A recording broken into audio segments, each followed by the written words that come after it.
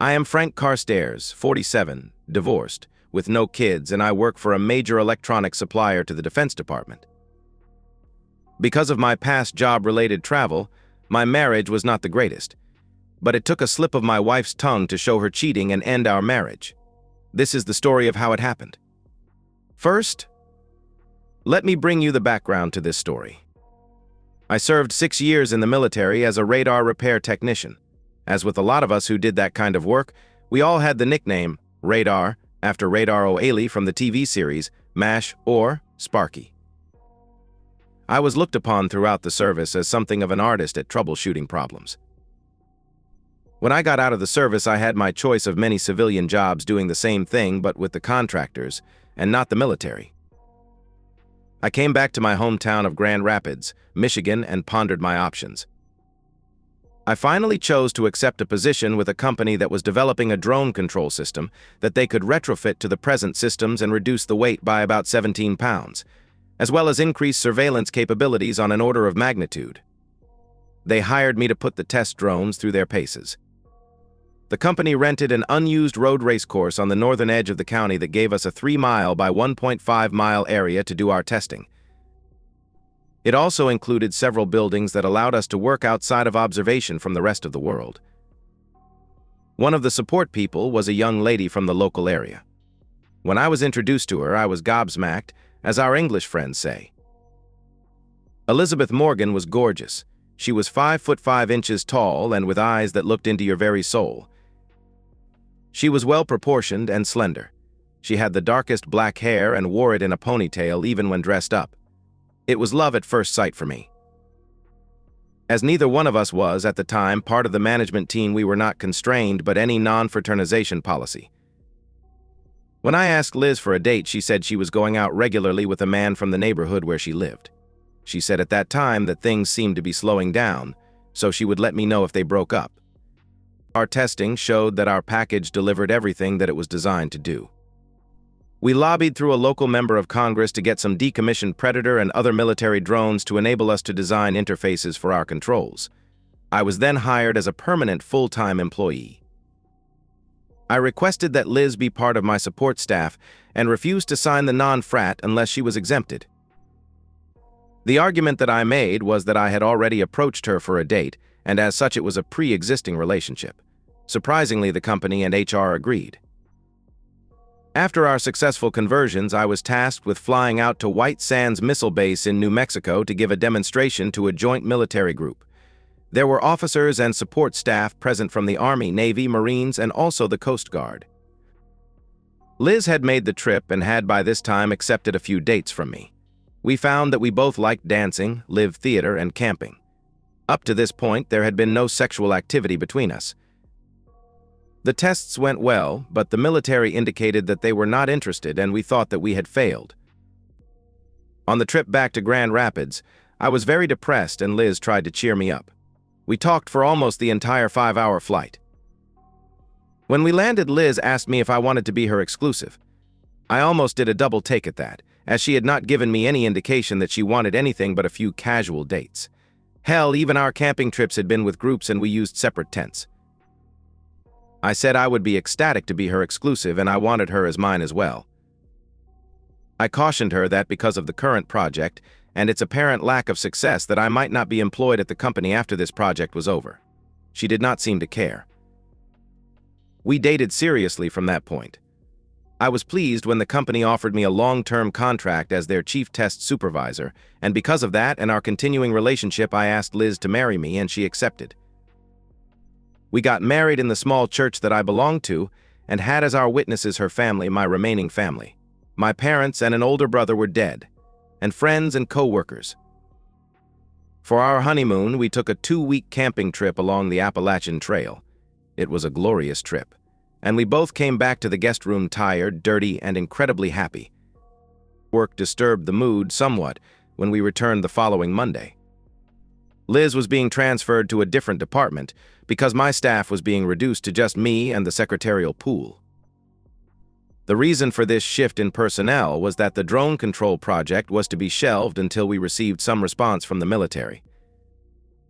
I was then tasked with helping develop a very small drone capable of being controlled by satellite. The design goals were a drone as small as a robin, but with video capabilities. The problems that these parameters created caused me to work some long hours, and Liz was not happy. As with all marriages, our sex life started out hot and heavy, tapered off to 3 or 4 times a week for the next few years. Neither of us was too upset with this, as we seemed to remain satisfied with our lives. About a year after our trip to New Mexico, the company was granted a contract with the Coast Guard to retrofit 24 Predator drones for naval rescue operations and drug surveillance and interdiction. The company was also awarded a contract with the Border Patrol for similar but land-based operations. I was given the additional duties of supervising this program. Needless to say, I was getting stretched very thin at work. About 2 years after we got married, Liz left the company for a job with a local company as a personal assistant to one of their vice presidents. She said she needed the move to broaden her horizons. I took an instant dislike to her boss, Ralph Symes, but could not explain to Liz why I felt that way. At home, the stress from my job and the long hours was causing a lot of friction. Liz wanted me to be excited about her new job, and also for me to slow down so I didn't burn out. I was constantly tired and short-tempered, and because of my snapping at Liz a couple of times for very minor things, I was sleeping in the second bedroom. I finally talked to my boss at work and was given sufficient staff to lighten my load and cut back to minimal overtime. Things improved at home, and I thought we were a happy couple again. Liz took the news of my improved job conditions as another reason for me to become happier at home. It worked, as I apologized and did everything I could to make up for my inappropriate anger. Things got back to a 1-bedroom and happy sex life family for the next 3 or 4 years. The mini drone project sailed along and was accepted by several state and local police agencies, and of course several alphabet soup federal agencies. I was then promoted and given a huge raise with a stock option and bonus. Because of the way Liz seemed to go through money, I had my raise, bonus, and stock options transferred to an account in another bank and in my name only. I used a P.O. box at the local post office for a mailing address. I also got Liz to agree to file separate tax returns because the tax burden was considerably less doing that. My new duties, as I explained at the beginning, involved extensive travel. This again raised tension at home. Liz was not happy when I had to miss several of her employer's company functions because of my need to be out of town. The frosty atmosphere continued for a little over a year when my boss finally told me that I needed to take a month off to recharge and decompress. The timing was perfect. Liz had a vacation week coming, and as it was coinciding with our wedding anniversary, she agreed to take a 3-day camping trip into the great north woods of Michigan's Upper Peninsula. I spent the week before we left noticing several things that I had been overlooking. Liz was dressing more provocatively for work. Ralph was calling her at home in the evening, and Liz would go into the spare bedroom and close the door to talk to him. And our sex was now very sporadic, and then it was without any of Liz's former passion. I mentioned these things to Liz, and she went nuts, and I spent the last few days before our trip on the rollout in the spare bedroom. Because of this, I decided to give Liz a nasty surprise when we got to the campsite. I took a big tent and a double sleeping bag out of the packed stuff and replaced them with 2 one-man survival tents and 2 single sleeping bags. Liz was none the wiser. The weekend came and we left Grand Rapids for the up to 6.5-hour drive around noon. We crossed the straits on the Mighty Mac at around 3:45 p.m. We still had 1 to 2.5 hours to get to the campsite, so we decided to get a room in St. Ignace. As we did not have prior reservations, the only room available was with 2 queen beds. Liz was pissed when I took one of the beds after she had turned down the other. Dinner was a frosty occasion at a local restaurant. We went back to the motel and I showered and went to bed. Liz was still fuming and wanted to pick a fight. I was finally fed up with her attitude and lit into her. I managed to let her know that I wasn't going to put up with the crap she had been dishing on me, and until she changed, I would sleep in a separate bed. Liz asked how that was going to work at the campsite. I just said, "Already taken care of." She glared at me and turned out the lights. I heard some soft crying, but I was angry and disappointed to the point I did not feel the need to comfort her. In the morning, we had a very silent 2-hour drive to the campsite. When we got there, I handed Liz her tent and sleeping bag and she went ballistic on me. She screamed, "What gives you the right to treat me like this?" I snapped back, "The same right that gives you the right to deny me the marriage bed. Did you bother to think about that? Can you answer that? What has changed is that you have become an insufferable bitch. When we get back to the apartment, you are sleeping on the rollout." Liz looked abashed and turned around mumbling something, and then I heard the words that killed our marriage. Muttering under her breath, but still loud enough to be heard, "Ralph has never kicked me out of the bed." I now was ballistic. I grabbed all of the stuff, put it back in the car, grabbed Liz and set her down in the front seat, climbed in and started driving. Liz had a shocked look on her face and asked, "Where are we going?" I screamed, "As soon as we get a reliable signal, you are going to call Ralphie boy and have him meet us in Cadillac. Then you are going with him. You are no longer allowed in the apartment I pay for. I will see a divorce lawyer on Monday, and you can come and get your stuff any day next week.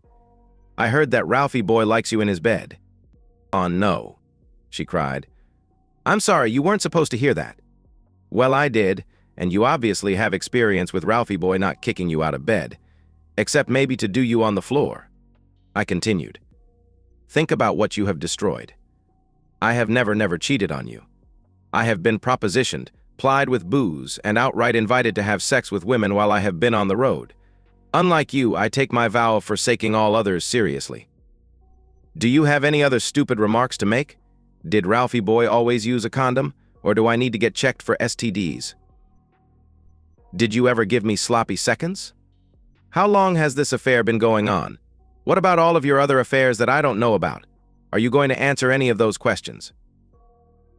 With each shouted question, Liz seemed to shrink smaller and further into the passenger seat.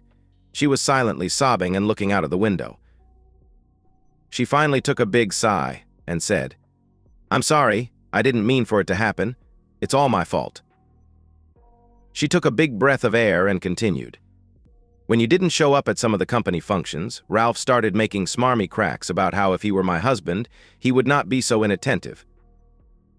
Finally, I fell for his line. We started having sex about 8 months ago. He is the only person that I've been cheating with. It was almost over, and I told him last week that I was going to use this trip to try and rekindle the intimacy that we lost in our marriage." I stopped her right there. "Is that why you kicked me out of our bedroom this week? To rekindle the intimacy? You still haven't said if you used condoms, or if you took any other precautions against things like, oh, I don't know, pregnancy." She shrank back into the seat and sat silently until we reached St. Ignace again. I put my cell phone on the speaker setting and handed it to her, then I told her, "Call Ralphie boy and let him know we are coming, and if he doesn't come and get you, I will drive to his house and drop you off there. I am sure his wife will love that." I was on a roll now. "You might also tell him that he needs to watch his back, because while I will not harm him, I'm sure others in his company might when they find out what you two have done. I am pretty sure that you are not Ralphie boy's only slut, and he will wonder how many of the ladies in the office are finding irate husbands will want a piece of him." She called the number and a lady, Ralph's wife, answered. Before Liz could say anything, I said, "This is Frank Carstairs, and I need to talk to your husband about his affair with my wife. If he won't come to the phone, I will see him in a few hours when I drop his slut off at your front door." I heard a sob and a woman scream. "Ralph, get your sorry ass down here and talk to this person on the phone. I'll start packing your stuff." Ralph came on and I signaled Liz to start talking. She sort of hemmed and hawed and finally said, "Frank has found out about us and he insists that come to Cadillac and pick me up or else he will drop me off at your front door." Good old Ralph replied, "No way in hell am I coming to get you. If you show up at..." I jumped in at this point. "Yes, Ralphie boy, you will come and get her, or I will go and sit on the threshold of the personnel office door with a notice of an inappropriate sexual liaison between a supervisor and a subordinate. We are almost to the straits now, so you better get your ass in gear." He started to bluster.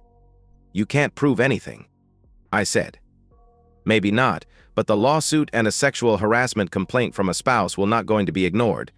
See us at the major parking lot on Boone Road in about 2.5 hours. Remember, if you are not there, your wife will get to meet my wife and her tale of woe. Your choice." He then started screaming, "You slut! Liz, you have cost me my marriage." I interrupted again. It takes two to cheat.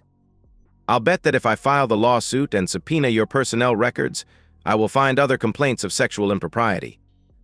I could almost hear his shoulders fall. All right, you son of a bitch, I'll be there. As we were getting closer to Cadillac, Liz started pleading to let her stay in the apartment. She cried that she would do anything to stay with me. This really pissed me off. I just let her have it. You bitch, you don't care about me, or you would have been more supportive, more loving, and much more understanding. I did nothing to push you into an affair. I was working hard because I wanted you to have everything. I did not want to work those hours, but the job required it. I would not and will not find a job that will pay as well, or have as much chance to improve my position as in this company. If our marriage was so important to you, how do you justify what you have done to destroy it? Does forsaking all others ring a bell in your addled mind? What you have done has destroyed us. It has destroyed all that was good with us. It has destroyed, in all likelihood, your lover's marriage and home life. Is any of this getting through? Liz was crying now. I just shut up for the rest of the drive to Cadillac. When we got there, I was wondering if Ralph was the violent type, or if my actions had pushed him over the edge. He was sitting in his car looking like someone had kicked his dog. I felt no sympathy. Liz spent a few seconds pleading her case. I made her give me her engagement and wedding rings. She started wailing, but I felt nothing but sorrow as I forced her out of the car. When the door closed, I started the drive of 110 miles back to Grand Rapids. I thought that my life might just as well be over. I was not paying a lot of attention to my driving when Ralph came flying past me, and he must have realized, or Liz told him, that it was me he just passed. I saw him exit at 17 Mile Road. After I passed that exit, I again was only half paying attention when my car was hit in the rear by another. I lost control, and from the police reports, my car rolled over 4 times before coming to rest in the median on its wheels. I was not conscious and was airlifted to the local trauma center emergency room. It turned out I only suffered a severe concussion and rubbed burns from my seat belt and the airbags. The police didn't even try to talk to me that night, and when they asked about the accident the next day, they acted like they already knew who had done what and what had caused the accident. It turned out that they did. Liz ratted out Ralphie boy. When he got off at 17 Mile Road, it was only to let me pass again. He then sped up to catch me and ran my car. Unfortunately for Ralph, something fell off my car and jammed his steering so he could not get away. The police arrested him, and he was charged with reckless driving, speeding, reckless endangerment, and attempting to flee a personal injury accident. His wife refused to bail him out, and Liz had no money for a cab, so a nice cop drove her over to our apartment. I spent 2 more days in the hospital. When I was discharged, no one was there to pick me up. I finally called a taxi and went to the apartment. What I found there was not a complete surprise. Everything that Liz had in the apartment was gone. Her cell phone and her apartment and car keys were on the kitchen table. There was also a note. The note said, "Frank, I know it doesn't seem like it, but I am ashamed of what I have done to you and to our marriage. I am sorry for the hurt that my actions have caused you. I wish I could say that we can fix this, but knowing you, I do not think it will happen. I am going to stay with my parents. If you decide to go for a divorce, I will be there for a few days. If divorce is what you want, I won't fight it. All that I want if we divorce is what I have already taken from the apartment. I still love you, and while I cannot believe you still have any good feelings for me, I hope you do. Elizabeth." I contacted a friend of a friend who was an attorney. I had Liz served and sued their company for non-enforcement of their anti-fraternization policy. I also had Ralphie boy served with a co-respondent and a personal lawsuit. The divorce went through without any hiccups. Ralph pled guilty and got a sentence of 5 years with 3 years suspended if he successfully completed anger management and a sexual harassment course of treatment. Part of the sentence was also 10 years of probation. Liz and Ralph were both fired. The company threw a lot of money at me to make the lawsuit go away, and I got another promotion at work. I no longer had a lot of travel, and the only time I left the office was for local tests, new hire training, or military demonstrations. Ralph was also sued for divorce, and before he could start his jail term, Someone else's spouse decided to teach him not to after married ladies. He spent more than 6 weeks in the hospital and rehab. Liz still lives in town and found a job with an all-female company. I occasionally see her at the mall or in the grocery store. I don't initiate any conversation, and other than a sad little smile, she does not acknowledge my presence. Tomorrow is another day. And that's the end of today's story. If you enjoyed it, please give this video a thumbs up and drop a comment below. Your support helps the algorithm push my content further. If you're new to the channel, don't forget to hit that subscribe button. It really helps me keep creating more stories for you. Thanks for watching, and I'll see you in the next one.